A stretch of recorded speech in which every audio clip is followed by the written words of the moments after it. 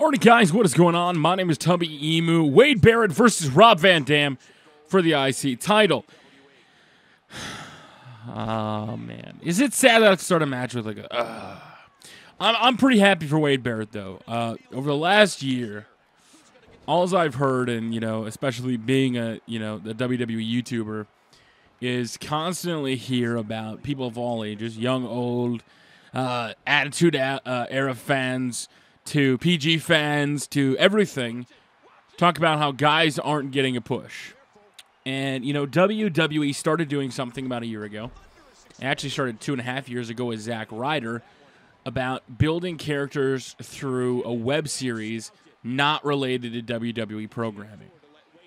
Now, that web series started off with, you had Download with Dolph Ziggler, WWE Download, excuse me. You had Zack Ryder's True Long Island story. You got the JBL and Cole show, which is now 79 episodes. It's one of my favorite web shows. I love the JBL and Cole show. And from the JBL and Cole show, we have spawned some new characters, personas, things like that are actually now being used on WWE programming. And one of them is Bad News Barrett. If you've never watched the show, I highly suggest you watch it. I might put a link in the description. No, they're not, having me talk about this at all. I just genuinely really like the show because I think JBL and Renee Young are awesome in it. And even Michael Cole has got a little bit of, I don't want to call him a cheeseman, but I really like him in it. And, one of my favorite segments was always Bad News Barrett, where near the end of the episode, bad news would come out. I'm afraid I've got some bad news. And he gives some bad news. And, they kept doing that, and hashtag Bad News Barrett was on screen, and it started taking over. And eventually, because, he was having, visa issues or whatever was going on, or the injury, and he wasn't on WWE programming, what they did was they, kept putting him in this Bad News Barrett role for months upon months upon months, where he wouldn't ever wrestle. And all I ever heard during that time was, why the fuck aren't WWE letting him wrestle? Why aren't WWE letting him wrestle? What the heck is this? And as a wrestling fan, I get that. I'm often sitting around going, why the hell is this taking so long? Why are they just not pushing somebody already? There's a lot of guys that have been around a long time, like Kofi Kingston, guys that seem to never, ever get a push. But they did something different with Wade Barrett, who was an online character. I mean, that's where this started. And, there are some other ones on the JBL and Cole show that I really like. Like, if you guys are a fan of JBL, I cannot wait, and you'll know what I'm talking about here. Clem is more over than Heath Slater ever was. If you don't know what I'm talking about, Clem Layfield, oh my God, it's awesome. Heath Slater is just fantastic in it. But Bullhammer to Rob Van Dam. Wade's got a very unique build. He came out, the referee caught him. He's got a very unique build in the fact that his journey, to now having the Intercontinental title started online. And I think a lot of people weren't really ready for that. And a lot of people that, started seeing him coming out week after week giving bad news, it got really old. And I think the reason it kind of got a little old and was a little troublesome was because it didn't really translate as well. Like with him going up on a pedestal on that big tractor type, not tractor thing, but you guys know what I'm talking about. It didn't really work because on the JBL and Cole show, he would come out of nowhere, and it would make sense. Like, I was always hoping for him to, them having a match, then him just to come out and give some bad news. That's what I wanted to see. And, the way he's been built is pretty unique, and I'm a fan of it. And now that he's actually got the IC title, and sure, it's the IC title, I know a lot of people right there are saying, it's the IC title, it's really not that big of a deal.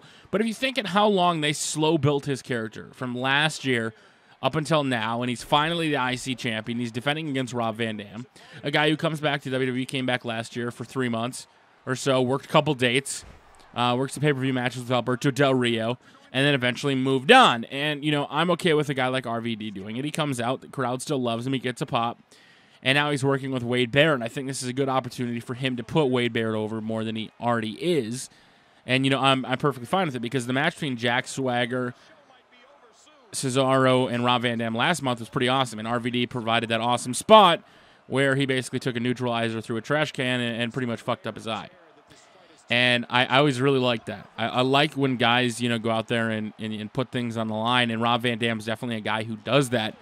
And, you know, when you pair him up with Wade Barrett, I think we're going to see a pretty freaking sweet spot and allow both of these guys. One, I hope they, you know, put on a really good match that makes, you know, Bad News Barrett seem really strong, because the way he's been built, I love it. The bullhammer out of nowhere when they had the great match. Was it with, I think it was with, was it Sheamus when they had a great match, and then he goes to the outside and then he hits the bullhammer on the outside of the ring? To me, that was awesome. And I love that, because any guy that has a finisher that comes out of nowhere, as Rob Van Dam, it's a Van Terminator. Oh, man. Any guy that can hit that out of anywhere, like an RKO, something like that, instantly in my book is, you know, more of a plain WWE, because you're never expecting it. It can come out of nowhere, can provide those moments. And Wade Barrett is truly becoming one of those guys, you know, the way they've built him, where he can start to hit that bullhammer out of nowhere. He's got other, you know, finishers that he's working on, and I can't remember what the one was called. You know, he's been using the wasteland. Now people kind of know the wasteland isn't his finish. But it is something that, you know, separates him a little bit, and something I like, because a lot of finishers you don't see out of anywhere. I mean, you know, there are some, but the bullhammer, similar to RKO, I think they can have a great, you know, package of Wade Barrett hitting those bullhammers, and especially with the way he's been built, he could continue that. And I really expect, like Rob Van Dam, like how crazy would it be to see him go for a 5-star frog splash and then get bullhammered out of the corner? That's like Evan Bourne, Randy Orton style. And that's something I always hoped for Wade Barrett, because when he was back in 2010 with Nexus, when he was challenging Randy Orton for the title, he had the wasteland finish, and there's nothing wrong with the wasteland. I like the wasteland. But to me, it didn't really ever seem like a legitimate finisher. It didn't ever seem like something that was that devastating. I always thought he needed more things in his arsenal, and now he's got it. You know, he's gone away from the bare-knuckle brawler a little bit, and he's expanded out his character, thanks to, you know, the online programming, and especially just WWE doing a good job of building him, and I'm a huge fan of it. I think they've done a great job with Wade Barrett. I think he's got a lot more to go, and especially one of my favorite things about him, you know, is he's good on the mic. Wade Barrett is excellent. And that's, you know, kind of hard to find. Well, a lot of these mid-card guys that get stuck, you know, you have the guys like Kofi and Tyson and all these guys that eventually get stuck in the mid-card. They really can't speak. Like, even Cesaro. I like Cesaro, but his mic skills aren't necessarily as great. But Barrett is fantastic on the mic. You know, RVD is a guy that I love to listen to. And, you know, I just like how chilled and laid back he is. I guess maybe I'm a little biased on that. But I think these guys are going to pair up well against each other. I think, you know, they're going to provide some ridiculous spots that will allow Wade Barrett to look, you know, super strong.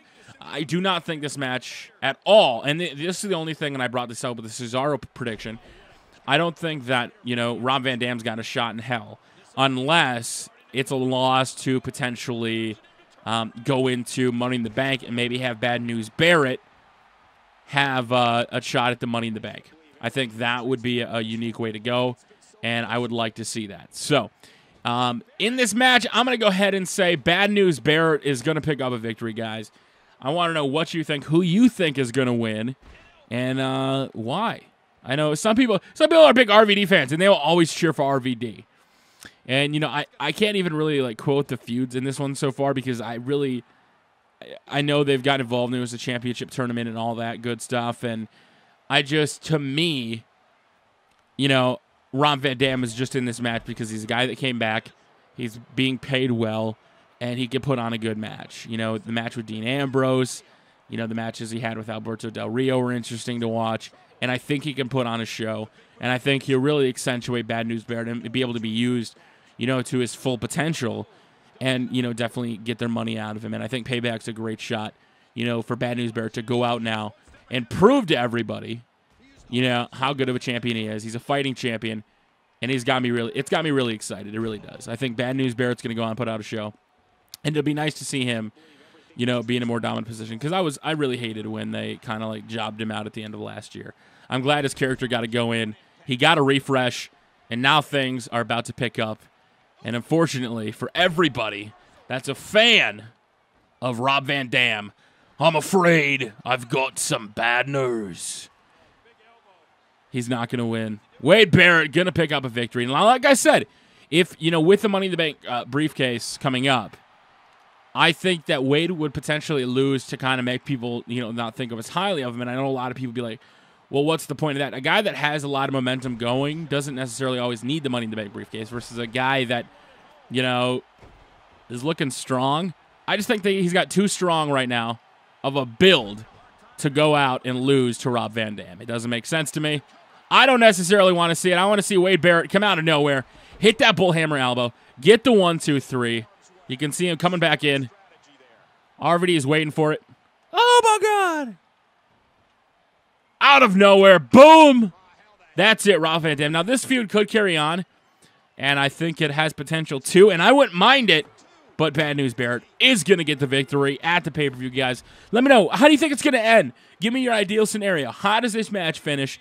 Where do they go from here? Is this going to be one of the feuds that draws on, or is it going to come to a close at Payback, guys? Until next time, thank you very much for watching. My name is Tubby Emu.